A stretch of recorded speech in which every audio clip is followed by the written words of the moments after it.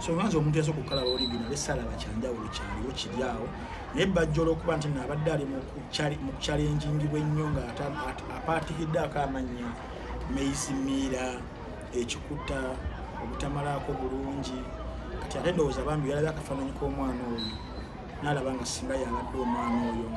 ng'abeera bulungi bw'atyo yandibadde nga nsaalwa kasi omukyala obutonde bwe olina kubeera nga buli sacred ng'obukuumi obukwese kasi tobwandula bwoti nafe balina interest okuka yagiraba mutatawe yamunaazaaka mugendeko mpola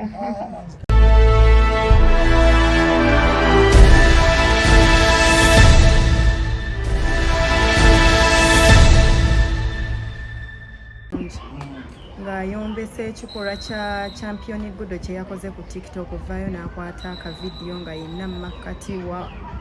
omwana omuto n'avaayo n'akivumirira ng'era omuzadde gw'okyogerako ki Frank? I think tudiringa ne society eri perverted mu Luganda kyandibadde nga abantu abakaba sikagwensonyi bakaba abaseegu nti they can blow wind mu balloon okitegeera nti kavidiyo ako kafuluma naye abantu bakatwala butwazi nga just in other video naye abantu obwongo bwabwe nga bukaba nga Bajjo ate yalina kyeyalengeramu ekyenjawulo n'abeera nga akyogerako ate abantu ne baddayo ne bali visitinga ne bagamba yadde ategeeza kino so nganze omuntu yasobola okukalaba original esala bachanjawulo kyaliwo kiryawo naye Bajjo olw'okuba nti nabadde ali mu challenging bw'ennyonga apatikidde akamanya meizimira ekikuta obutamalako bulungi kati ate ndowooza bambi yalabye akafaananyi k'omwana oyo n'alaba nga singa yabadde omwana oyo ng'abeera bulungi bw'atyo yandibadde nga nsaalwa naye nze nganze omuntu n'abalala tetwakiraba nnyo nga kiryawo naye Bajjo okuba nti yakikomentinzeeko amid stove kyabadde ayitamu naye Abaganda balina olugero olugamba njogera egamba nti lwaki embuzi yange bwebuze embwayo wefumya obubi obulimu obwoyo obweru kati ye Bajjo lwaki akomentinga kantu k'omwana konga ye wakiteekamu akyali musagaza omukyala we yamugamba nti talabirira mwana era alina ekikuta owebuuliza mulaba nga Bajjo yabadde awulira nsaalwa ku mwana n'agamba singa Bajjo nganze Mukama angonnomolako ekintu kya championgudo emyaka 8 ate akirina nibadde ndiyaddeko okusinga kubalwasa so tajidde mu spirit yeyo kyogamba Bajjo asooka atereeza ebyomumaka ge nga tannaba kubuukira birala Bajjo alina osooka nakonsultinga ku basajja nga babbulunedi abasajja nga babbulunoke abone bunoke naye akyabusibwabusibwa omwegajja bikankana mukaawo ne waliwo abasajja awo enjasabiggo ababuze ku bye bakozesa tuwulira emirondo tuwulira emmwanyi tuwulira bbiya wa Guinness tuwulira simanyani kamagula oza Bajjo yandibadde asooka n'agendako awo asooka n'atereeza ebyo mu maka ge kubanga ate obutambi bukyafuluma bungi nnyo eri abakyala abalala abali abaddeko naye mu mbira olowooza ekyokubanga omwana yafudde enaku ekikola ng'ekyo kwona akalala balaga ng'omwana yageegenya obuyimba lwa kitaawe oza tekiwa omulabi nekimugamba nti kituufu omwana bamugise kitaawe eno gyali bamwonoona teri omwana oyo nga tuli in all true honesty eno gyali sirabawo kwonooneka kwe kuyinza kubeera nga kwali kuyinza okusinga embeera gye yalimu okubeera nti abeera ku bulamu bwa street tamanyi kyagenda kubanga alya esaawa zino okubeera nga omwana anyirira bw'atyo omwana atandise okubeera nga startinga kaliya ye ey'omuziki omwana okubeera nga ali ku buli omanyi kibayita okubeera nga oli ku buli mumwa gwa muntu ekintu ekyo Sembega yakyegombako nnyo King Mike akyegomba kubanga naye ayogerwako bw'atyo ne championgudo yayogerwako so kizibu nnyo okugaba muno omwana ali mukono mukirimu ali mu kulisiiga bali mu kulisiiga omwana ajja bless billionaire omanyi okubeera nga oli billionaire naye nga talina muli championgudo kale mu mbeera eyo bino ebyokubeera nti naddamu oluyimba batata n'ageegenyamu it's just any other person who's trying to have fun we all have fun ku bintu ebyenjawulo naye tekibeera nti nali mu kulengeza taata oba ali mu kukola ki I think abantu fa bakigula out of proportion lwaki abayimbi balwana nnyo entalo nga zisusse tulabye Rickman ne Brunet bafunamu awo obutabanguko awo ku bbaala emu mu Uganda eno ebeekuba bubi nnyo ekyaleetera Rickman okukomekerera ng'ali ku kitanda saawa zino Brunet ali mu luddukadduka ali mu kuyinaayina ne interviews azikola n'avaayo ate n'akuba bubi nnyo Federation bweri fake. What is it a stand or abayimbi tibawukanako naffe abantu mu kikula kyaffe Mukama yatukola nga tuli anirule kyovula yafusawo kakadde n'akola kya n'asaanyaawo ebibuga ebyenjawulo ebali bimujeemedde nga waliwo ebintu namusosali byetuwangaalira obeera oli awo ku muzigo kwoli maama Nakawala ne maama Naki balwanira kino oba oli ku stage ya boda Kawuki yasiza elementi yange oba oli mu katale ate ow'emboga ataziriza balance. So I think mu buli wonna we tuli abantu ngaffe kiri mu nature yaffe okubeera nga tubeera mu butabanguko tubeera mu kuyomba tubeera mu kulwana ate kati ku bayimbi ne kisukka nti ate ebyo biina engeri ekijjibira nga byongerayo amannya gaabwe kubanga gabeera mu media. Kati gwe imagine wakomadde okuwulira oluyimba lwa Rickman lwali luyimba nze siruwuliranga nako naye kati n'olutalo abaddeko mawulire weeks 2 we yali buli wamu radio official naye nakoma kuloga simanyi muloga sitaga muwulira oluyimba lwa radio official nanze mukazi yabalwanya kituufu ati shira ndibassa naye era shira abantu balwanya nabo balina okuba nga baliko ekikyalo ekiri wali abantu waliwo gwe bayita ndibassa muga bannayo omuwala oyo asizza abasajja ku kyalo batunze ebibanja byawe byonna naye tebayita shira ogwa mukama era n'okongulanyuwetera fik famayike yaddukayo ng'obudde ku kyalo radio official Rickman bayinza okubeera nga ekibalwanya si muwala nti bamwagala nnyo ekiryawo nti bayasinga okulabika obulungi mu nsi wabula alina byajjirako ebirala nti tamanyi okuzanya geemu so ayinza okubeera nga strategist mulungi okubanga erinnya lasobola okuba nga alisaawa naye so si nti omulungi kaalaala tetulabangako tulaba abalungi emirembe engalo naye shira teyalimu tokubye nnyo samulabamu tokubye nnyo mbu tekitiribiita tasobola tiribiita shira ate kasita omukyala gundi yayimba oluyimba ani sebatta natugamba kasita omukyala omulaba baluyita Kirimanjaro mulinoonyeeko kasita omukyala obutonde bwe olina kubeera nga ebuli sacred ng'obukuumi obukwese kasita obwandula bwoti nafe balina interest okubuka yagiraba kyatawe yamunaazaaka mugendeko mpola Frank yes tuze tulaba abayimbi ab'enjawulo ate ne sizoni bategeka ebivulu pressure ku pressure wiiki ku wiiki tulabye Zexi avaayo nga mazika King Michael ate nga n'ebirala bijja waliwo omukyala wa Fefe Busimbuka Kasiita naye alinayo ekivulu kale buli wiiki Massa Mukisa tasaaga naye lumu yasaagako kivulu awo ne kigira ne kimukuba ennume y'ekigo olowooza banene abayimbi zita pressure lwaki babeera bategeka ebivulu ne bituuka ne bibasala babeera tebeetegese bulungi kiki ekisookera ddala industry yaffe nga Uganda omuziki gwaffe twagucentralizinga ku kintu kimu nti n'omuyimbi alina kubeera ku stage n'abeera ng'afuna akasente naye ate mu nsi endala nti osobola okwekubira ennyimba zo as a record producer as a record singer n'obeera ewaka ne weebaka sente ne zijja kuba systems zaabwe bakola kibazireka ne zibeera nga zikola zibakimirayo akasente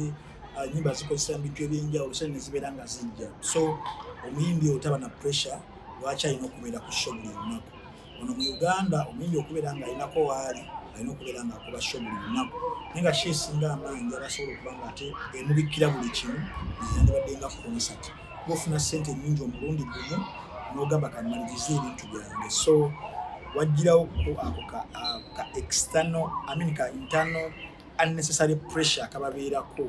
ne bagamba katugezese kale okuyimba kwa Uganda kwafuuka gambling mu nsi endala enteefuteefu obulungi Craig David wabagenda okukuba ekivulu e Leicester oba omugenzi MJ nga tannafa ne bana ababaddewo abalala ba Beatles baani wabasazeewo sa Elton John ngenda kukola tour mu Bungereza oba mu UK oba mu Europe, Ireland, Scotland, whichever ebeera sure era ne ticket baba bazibookinze dda nga zaaweddewo. Wano mu Uganda osanga omuyimbi tino w'amaanyi tumulaba muno w'amaanyi naye lwategese ekivu nategera musi w'amaanyi oba okitegeera. So omuziki gwa Uganda gwafuka bagambolingi tekukyaliko muntu muno omushuwa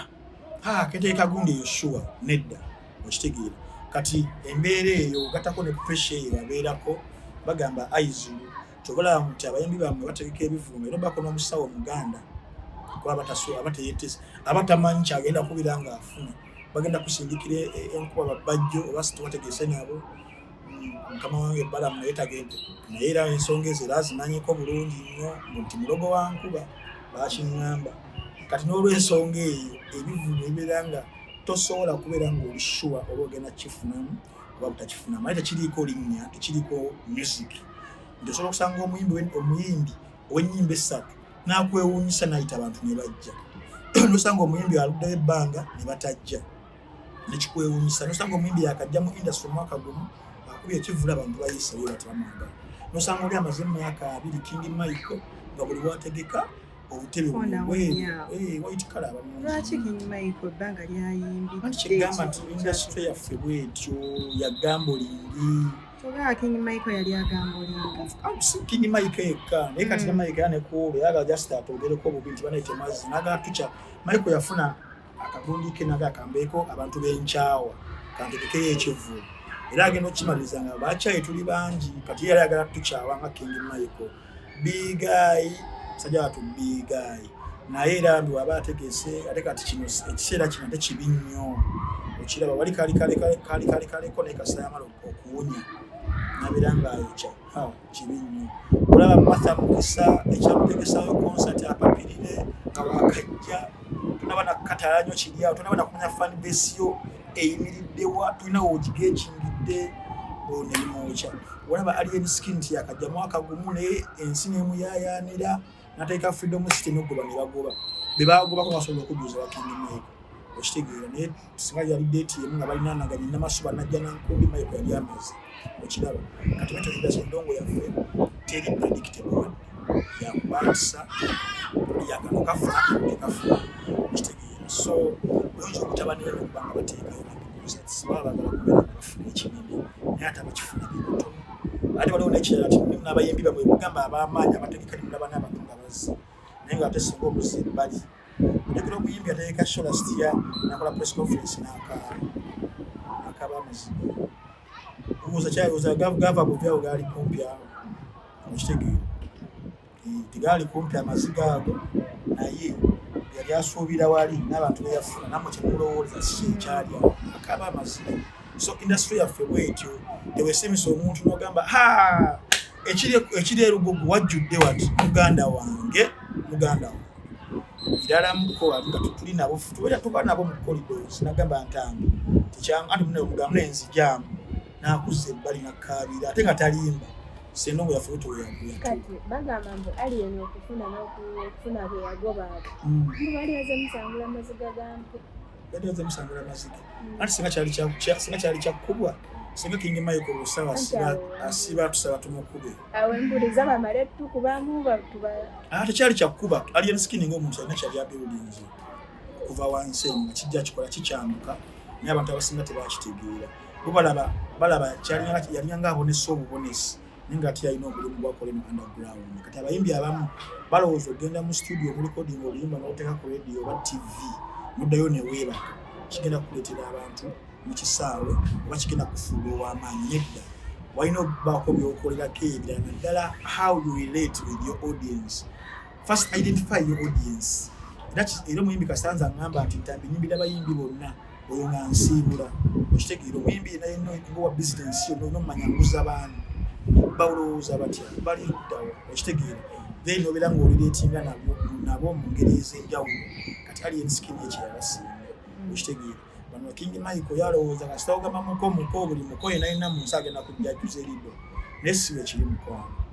naye olowooza lwaki music ya floppinga these days okusinziira kale compared to eri season z'aba Bebe Cool ebiseera ebyo olaba nga Bebe Cool, Bobi Wine, Camille n'abayimbi ab'edda baragadi bakubanga ennyimba nga ssaawa zino you can still listen to it and you dance on it. But these days omuntu akuba oluyimba wiiki emu nga temukyalina interest mu luyimba. Why do you think kijja bwe kityo? Ekisookera ddala abantu omanyi music kintu kiba bakiyita kuyiiya, ofuna ekiyiiye n'obeera nga okirowoolezaako n'obeera nga okiteera eri abantu. Kati abasajja generation eyenkadde n'obo bagassebamu bonna ba Black Boy ku njaani abo baani n'oboolese ba Frigo. Afrigo saba zino lawe ku oluyimba amazzi g'ennyama owulira ngugwayo basse battabaani generation eyo pre-2010 okitegeera bonna nti baali bamanyi the value of music, nti music olina okuba nga omuwa obudde, ekiyiiye ekyo olina okuba nga okiwa obudde. Otakiwa budde kigenda maliriza kimazeewo weeks 2 weeks 3 nga tolina kizaako. So those people took time okubeera nga baarenginga ebigambo okuva ku message baagala okuba nga bayisaawo. Mukama n'atuyamba generations ezo zezalina ba producers abaali abalungi abasiba sound n'enywera oluyimba ne luseererako buseerezi. Essaawa zino kineneko nti oyinza okunenya omuyimbi naye nga ne ba producers nabo bakibogwe, ba songwriters bakibogwe okitegeera. So generation yaffe abantu abasinga without taking anything away from them, I think tebanabakubiranga bakola kimala as compared to generation eri enkadde. That's why nti ennyimba z'abayimbi baffe aba generation eno zezira nga woyogedde nti ekinene ennyo mwezi zibanga bulamu bwa nsiri na 14 nga luweddeko ate nga bibeteekako pressure eyo nti binaku noteeka yakapya watafulumiza nnyimba 3 mu myezi 3 abatakoze ne manager abeerako pressure okitegeera. Naye nga ate ne mu generation era mulimuko